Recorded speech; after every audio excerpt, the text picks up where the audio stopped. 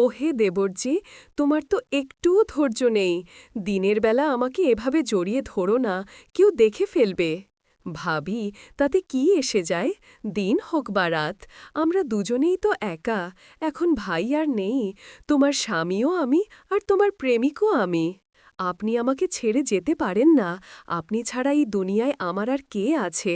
ভাবি, এখন ভাইয়া আর নেই, আমার তো এই দুনিয়ায় সে ছাড়া আর কেউ ছিল না। তুমি কেমন কথা বলছ? আমি সবসময় তোমার সাথে থাকব। 1 মাস পর। উফ, ইদানিং গরম খুব বেড়ে গেছে। এত গরম লাগছে, মনে হচ্ছে নিজের কাপড় খুলে ফেলি। এক তো আমি একা, আমার ভেতরে আগুন জ্বলছে, আর ওপর থেকে এত গরম পড়ছে। দেবরজি, খাবার তৈরি হয়ে গেছে? ভাবি, আসছি, শুধু অল্প একটু কাজ বাকি আছে। ওহে দেবরজি, আপনি নিজের একটুও খেয়াল রাখেন না। আমি চাই তুমি তাড়াতাড়ি বড় হয়ে যাও। তোমার ভাবি খুব একা। রাতের বেলা দেবরজি, তুমি রাগ করো না। ঘুমের মধ্যে আমি মাঝে মাঝে তোমাকে জড়িয়ে ধরি। ভাবি, আপনি আমার সাথে এসব কি করছেন? আমার ভয় লাগছে। এখন আমি ভুলে যাই তুমি আমার দেবর নাকি স্বামী। তুমি এই কথায় খারাপ মনে করো তো? ভাবিজি, যখন ঘুমের মধ্যে তুমি আমাকে জড়িয়ে ধরো, তখন আমার অদ্ভুত এক অনুভূতি হয়। নাদ আমার বোকা দেবর, ওটা অদ্ভুত অনুভূতি নয়, ওটা অন্য কিছু। এখন তুমি ছোট, এসব কথা বুঝবে না। এসব কথা আমি কবে বুঝতে পারব? এখন অনেক রাত হয়ে গেছে, চলো ঘুমিয়ে পড়ি। আমার বিয়ের দিন আমার 14 বছরের দেবর খুব খুশি ছিল। আমি সবসময় তাকে আমার ছোট ভাই মনে করতাম, আর সেও আমাকে ভাবিমা বলে ডাকত। আমার স্বামীর মৃত্যুর কিছুদিন পর আমার একা ঘুমাতে ভয় লাগত, তাই আমি আমার দেবরকে আমার সাথে বিছানায় শুয়াতে শুরু করলাম। শীতের রাত ছিল, আর একই বিছানায় নিজের দেবরের সাথে শোয়া আমার খুব অদ্ভুত লাগত। আমার স্বামীর মৃত্যুর পর আমি খুব কষ্টে দিন কাটিয়েছি, কিন্তু আমি কতদিন এভাবে বেঁচে থাকব?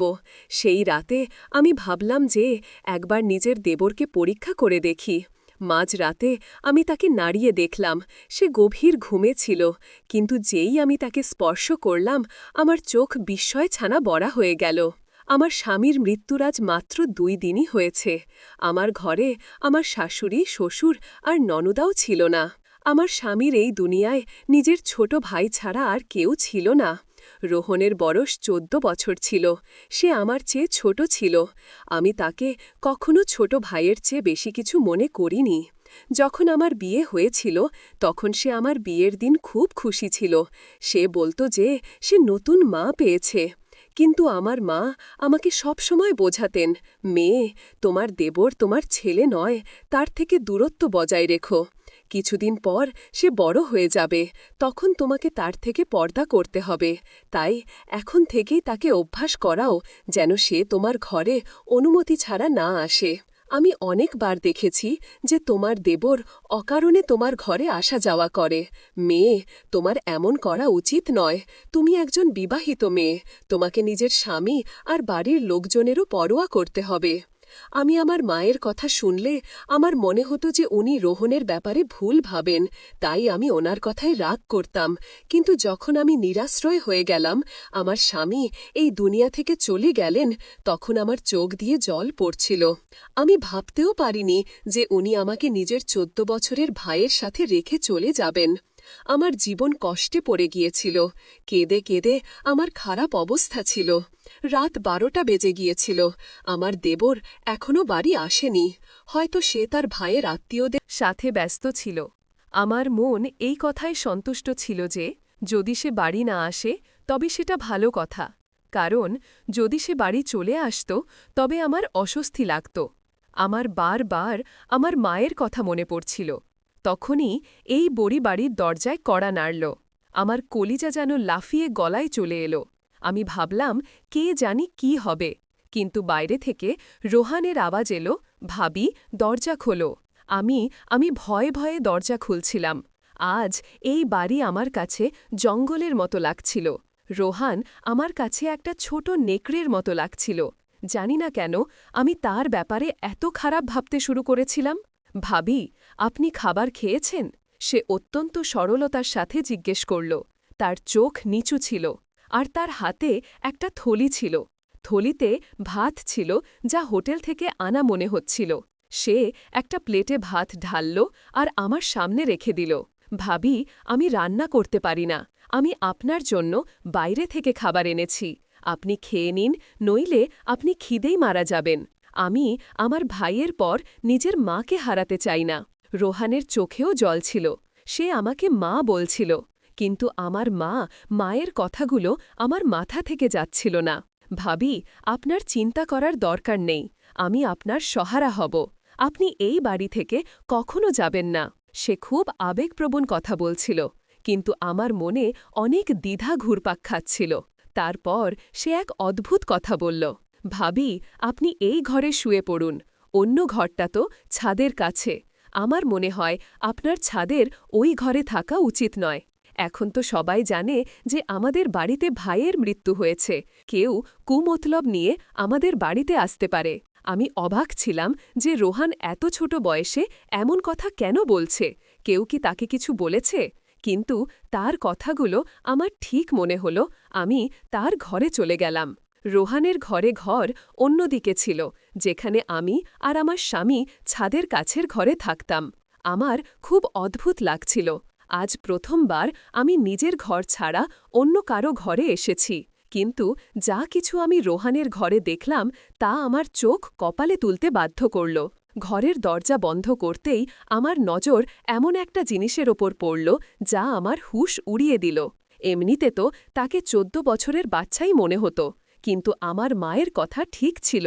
রোহান যা কিছু বলছিল তা একজন বড় আর বুদ্ধিমান মানুষই বলতে পারে।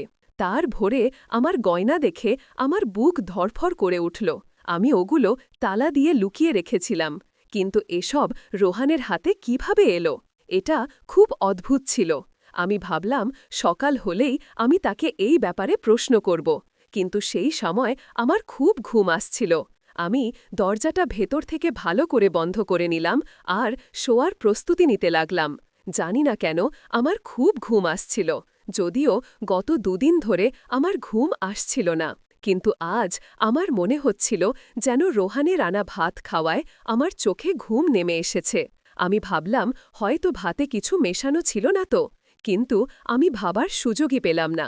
যখন আমার ঘুম ভাঙল তখন সকাল 10টা বেজেছিল। আমি অবাক ছিলাম যে আজ আমার এত ঘুম কিভাবে এলো। গত 2 দিন ধরে আমার একদম ঘুম আসছিল না, কিন্তু আজ ভাত খাবার পর আমার চোখ এভাবে বন্ধ হয়ে গিয়েছিল। সব গোলমাল ছিল, যেন কাউকে মদ খাইয়ে দেওয়া হয়েছে। আমি অবাক ছিলাম, এমন তো হওয়া উচিত ছিল না। আমার মনে বারবার এটাই আসছিল যে রোহানের রান্না ভাতে কিছু মিশে দেওয়া হয়নি তো, কিন্তু রোহান এমন কেন করবে? আমি চোখ ডলতে ডলতে বাইরে এলাম, তো দেখলাম রোহান রান্নাঘরে চা বানাচ্ছে। তাকে দেখে আমার খুব খারাপ লাগছিল। ভাবি, আপনি ঘুমিয়ে পড়েছিলেন? আপনার ভালো ঘুম হয়েছে তো? সে আমার দিকে তাকিয়ে বলল। আমি জড়ানো গলায় বললাম, হ্যাঁ, আজ আমার খুব ঘুম হয়েছে। কেন হবে না ভাবি? আমি আপনার ভাতে ঘুমের ওষুধ মিশিয়েছিলাম। আমি আমার বন্ধুকে বলেছিলাম যে আমার ভাবের ঘুম আসে না। সে বলল যে খাবারে ঘুমের ওষুধ মিশিয়ে দাও, এতে সে আরামে ঘুমিয়ে যাবে। আমি অবাক হয়ে গেলাম যে রোহন এত নিচু কাজ কিভাবে করতে পারে। রোহন, তুমি এমন কিভাবে ভাবতে পারো? তুমি নিজের ভাবিকে অজ্ঞান করতে চেয়েছিলে না? না ভাবি, আমি তো চেয়েছিলাম যে আপনার ভালো ঘুম হোক। এখন আপনাকে বেশ সতেজ দেখাচ্ছে। নিন, চা পান করুন। সে চা আমার সামনে রেখে দিল। আমি সন্দেহে পড়ে গেলাম। তুমি এতেও কিছু মেশাওনি তো? না ভাবি, আমি তো আপনার শান্তির জন্য ওষুধ মিশিয়েছিলাম। আপনি চাইলে আমি এই চা আপনার সামনে খেয়ে নিচ্ছি। চলুন আমরা অর্ধেক অর্ধেক পান করি। সে গ্লাস থেকে চায়ের চুমুক দিল আর আমাকে দেখালো। আমি তার এই সরল আচরণের উপর বিশ্বাস করে ফেললাম। ঠিক আছে, আমাকে মাফ করে দাও, আমি তোমার ব্যাপারে সন্দেহ করেছিলাম।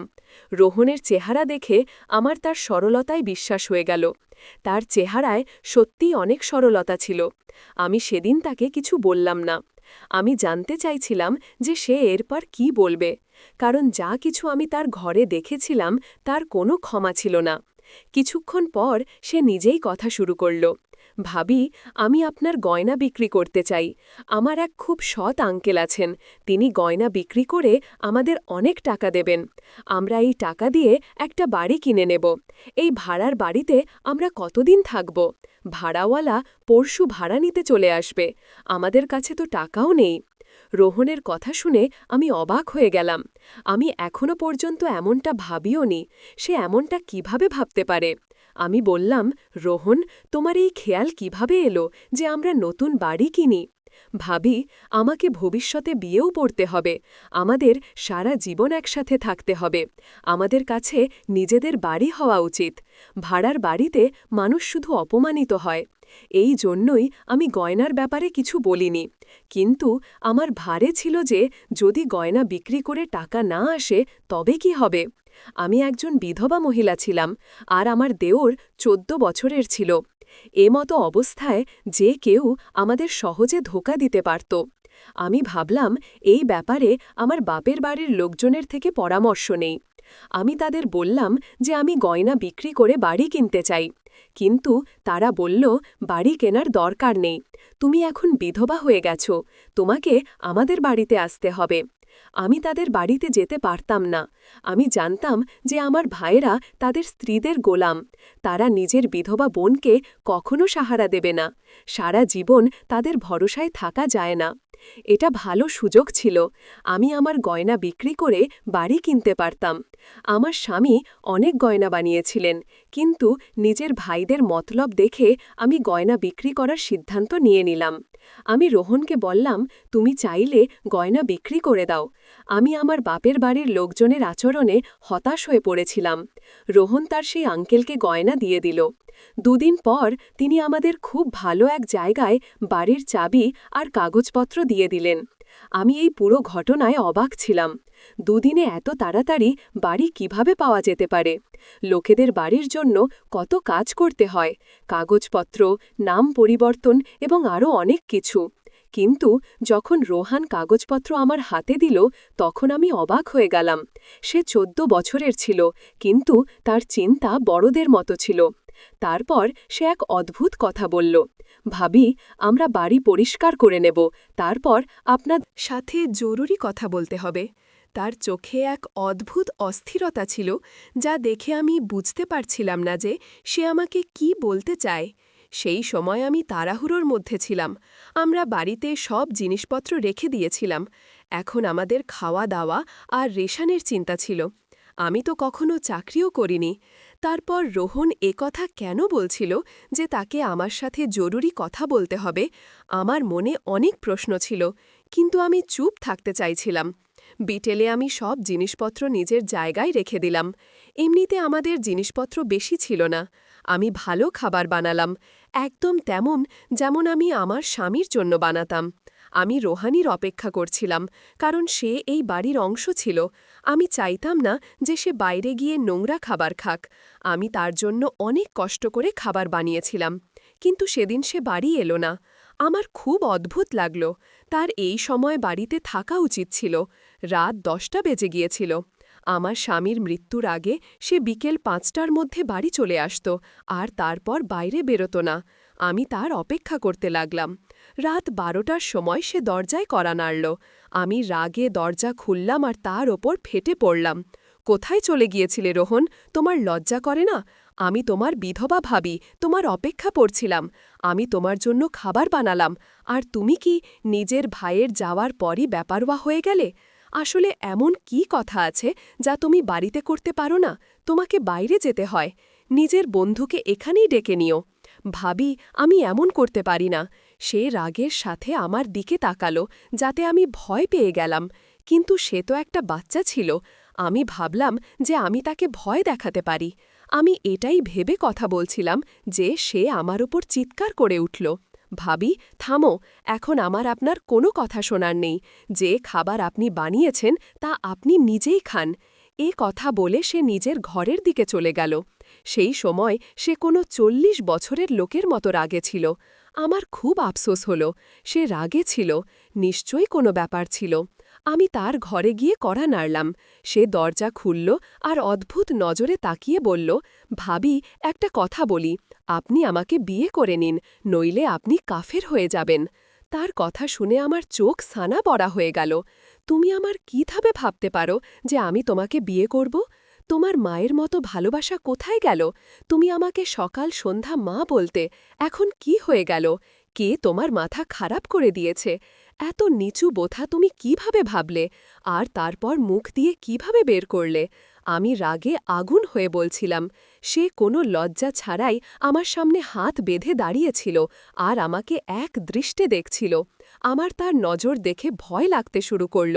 আমি বলতে বলতে চুপ হয়ে গেলাম আর নিজের ঘরে এসে বসে পড়লাম। আমি ঘরের দরজা ভালো করে বন্ধ করে নিলাম। আমার বুক জোরে জোরে ধরফর করছিল। আমি ভাবতেও পারিনি যে রোহন এমন বেরোবে। আমি তাকে সবসময় নিজের বাচ্চার মতো মনে করেছি। আমার কোনো সন্তান ছিল না, কিন্তু আমার স্বামী বলেছিলেন যে রোহনকে নিজের সন্তানের মতো পালন করতে। রোহনের কথায় আমি খুব কষ্ট পেলাম। আমি ভেবে নিলাম যে আজ থেকে আমি তার সাথে কোনো কথা বলবো না। এই বাড়ি আমার নামে ছিল, আমি একাও থাকতে পারতাম। যদি রোহন আবার এমন আপত্তি করে তো আমি তাকে বাড়ি থেকে বের করে দেব। এই বাড়ি আমার স্বামীর টাকার ছিল আর আমার নামে ছিল। রোহানের এতে থাকার কোনো অধিকার ছিল না। যদি সে নিজের ভাবিকে সম্মান দিয়ে সম্মান না দিতে পারে। আমার নীরবতা এখন রাগে বদলে গিয়েছিল। সকালে আমি রুহানের ঘরের দরজায় জোরে জোরে ধাক্কা দিতে শুরু করলাম। তারপর আমি বুঝতে পারলাম যে তার ঘর ভেতর থেকে বন্ধ ছিল না। আমি দরজা খুললাম তো ঘর খালি ছিল। রোহন কোথায় গেল? আমার মন রাগে পাগল হয়ে যাচ্ছিল। আমি বাইরের দরজার দিকে তাকালাম তো ওটা বাইরে থেকে বন্ধ ছিল। এর মানে রোহন আমাকে বাড়িতে বন্দি করে গেছে। আমার তার ওপর ঘৃণা হতে লাগল। এত ছোট বয়সে এমন কাজকর্ম। আমি আমার বাপের বাড়ি যাওয়ার সিদ্ধান্ত নিয়ে নিলাম, কিন্তু তখন মনে পড়ল যে আমি ইদ্যতে আছি, বারবার বাড়ি থেকে বেরোনো ঠিক নয়। আমি নিরুপায় হয়ে বসে পড়লাম। আমার স্বামীর মৃত্যুর 1 মাস হয়ে গিয়েছিল। এই 1 মাসে রোহন কতটা বদলে গিয়েছিল। আমি ভাবছিলাম যে যদি ভগবান আমাকে সন্তান দিতেন তবে আমি রোহনের ওপর নির্ভরশীল হতাম না। আমি নিজের সন্তানের সাহারায় বাঁচতাম। কিন্তু এখন আমি তাকে কি বলবো? আমার তো তার সাথে কোনো সম্পর্কও ছিল না। যে ব্যক্তির কারণে সম্পর্ক ছিল সে এই দুনিয়া থেকে চলে গেছে। আমি ঠিক করে নিলাম যে রোহন আসবে তো আমি তাকে সাফ সাফ বলবো যে সে এই বাড়িতে থাকতে পারবে না। বিকেলে তখনও রাতও শুরু হয়নি যে আমার বাড়ির দরজায় জোরে জোরে কড়া নাড়া শুরু হলো। আমি ভাবলাম হয়তো রোহন হবে, কিন্তু যখন আমি দরজা খুললাম তো সামনে ৩-৪ জন লোক ছিল, দাঁড়িয়ে ছিল। তাদের রাগই দেখাচ্ছিল। তাদের মুখে দাড়ি ছিল যেন তারা ধর্মের ঠিকাদার হয়। তারা বলল, বিবি, তুমি এখানে একা থাকো? আমি বললাম, হ্যাঁ, আমি একা থাকি। তারা বলল, মিথ্যে বলছ, তোমার দেবরও তোমার সাথে থাকে, সে এখনও বাড়িতেই হবে। এই লোকগুলো এই মহল্লাকে নোংরা করছে, এদের এখান থেকে ঘর ছাড়া করে দেওয়া উচিত। আমি বললাম, ভাই সাহেব, আমরা কি করেছি? আরে, তোমরা কি করেছ এটা তুমি আমাদের জিজ্ঞেস করছ? তুমি তোমার 14 বছরের দেবরের সাথে একা থাকো? তুমি জানো যে তোমার স্বামী মারা গেছে, তুমি বিধবা। নিজের মা বাবার বাড়ি যাও, এখানে ভদ্রভাবে থাকো। আমাদের এখানেও বোন মেয়েরা থাকে, এমন লোকেদের আমরা সহ্য করব না। আমার তাদের ওপর খুব রাগ হলো, কিন্তু আমি তাদের সাথে তর্কে জড়াতে চাইছিলাম না। আমি তাদের মুখের ওপর দরজা বন্ধ করে দিলাম। আমার চোখ দিয়ে জল পড়তে লাগল। এই সব রোহনেরই করা ছিল। আমি আমার জিনিসপত্র বাঁধতে শুরু করে দিলাম। এখানে থাকা আমার জন্য কঠিন হয়ে গিয়েছিল। আমি জানতাম যে রোহিণী আমার ব্যাপারে এমন কথা ছড়িয়েছে হবে যে আমি খুব পাপী মহিলা। সত্যি বলে, এই দুনিয়া একা মেয়েকে খেয়ে ফেলে। ভগবান সবার সম্মানের রক্ষা করুন। বন্ধুরা, যদি আপনাদের এই গল্পটি পছন্দ হয় তবে এটি লাইক করুন এবং আমাদের চ্যানেলটি সাবস্ক্রাইব করুন। বেল আইকনে ক্লিক করুন এবং এটি অন এন্ডে সেট করুন যাতে আপনি নতুন গল্পের খবর অবিলম্বে পেতে পারেন।